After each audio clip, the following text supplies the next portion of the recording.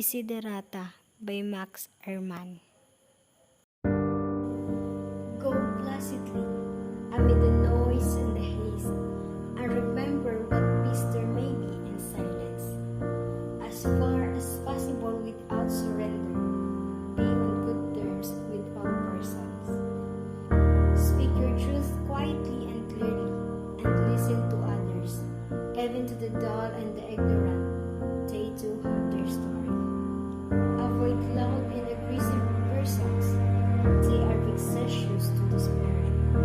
If you compare yourself with others, you may become vain or better. For always there will be greater and lesser persons than yourself. Enjoy your achievements as well as your plans. Keep interested in your own career.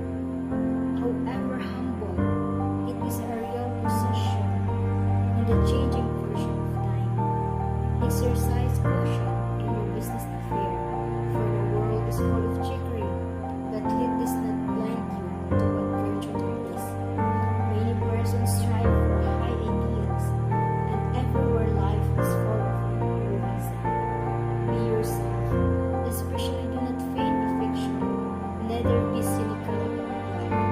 For in the face of all the aridity and disenchantment, it is as perennial as the grass.